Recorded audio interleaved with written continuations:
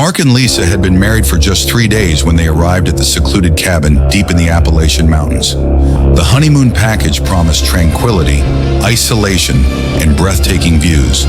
Exactly what they wanted. A week away from the world, just the two of them. No distractions, no phone service.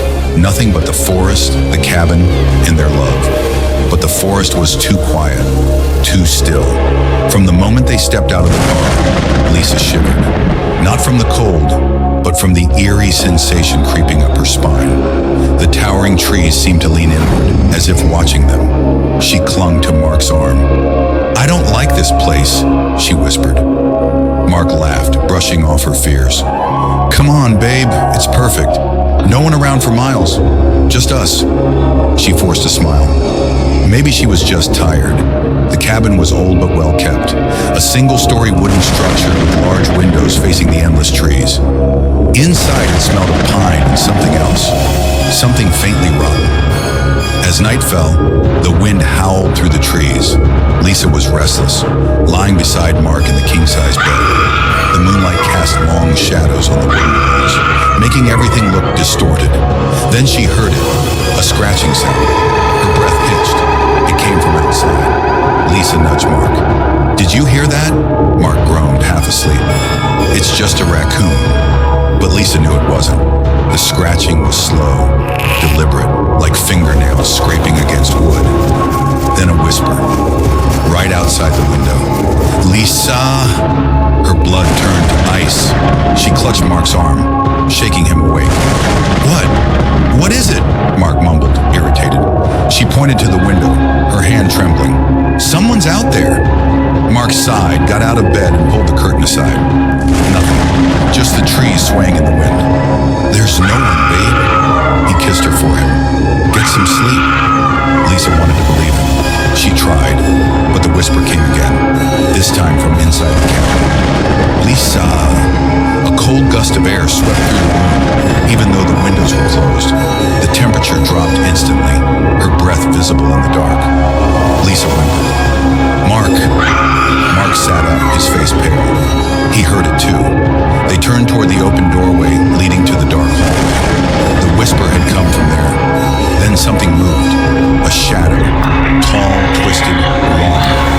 The figure stood at the end of the hallway, just beyond the reach of the moonlight.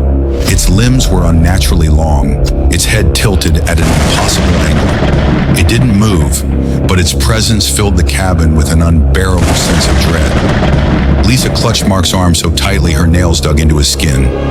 Mark grabbed his phone, turned on the flashlight, and pointed it toward the figure.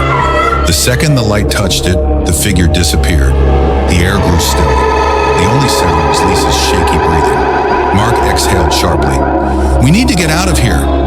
They rushed to pack their things, throwing clothes into their bags without care. Mark grabbed the car keys and they bolted for the door, but the door wouldn't open. Mark yanked the handle, but it was stuck, as if something was holding it shut from the other side. A deep, guttural laugh echoed through the cabin. Lisa turned, her stomach twisting in fear. The figure was inside now, standing in the middle of the room, watching them. Mark grabbed a chair and hurled it at the window, trying to break it, but the glass didn't even crack. The figure took a step forward, then another. Lisa screamed. Mark grabbed a knife from the kitchen counter and held it in front of him. "Stay back!" he shouted. The thing didn't stop. It moved toward Mark, its movements jerky and unnatural, like a marionette controlled by unseen hands. Mark lunged, stabbing it. The knife passed through its body as if through smoke. The creature let out a horrible, distorted laugh. Then it opened its mouth, a mouth too wide. Inside there were no teeth, only darkness. Endless, abyssal darkness. Mark screamed as the darkness reached out, tendrils of black swallowing him whole. Lisa watched in horror as Mark's body twisted, his limbs snapping unnaturally. His eyes turned black, his mouth stretching into a grotesque, silent scream. Then he was gone, swallowed. Lisa fell to her knees, sobbing. "No, no, no!" The cabin was silent again, except for the whisper.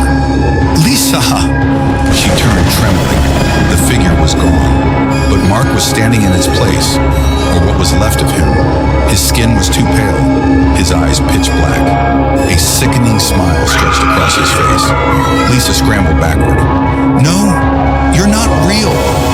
Mark tilted his head, his voice a deep, distorted echo. Why are you scared, babe? Lisa screamed and ran for the door. This time it opened. She sprinted into the forest, her bare feet pounding against the cold earth.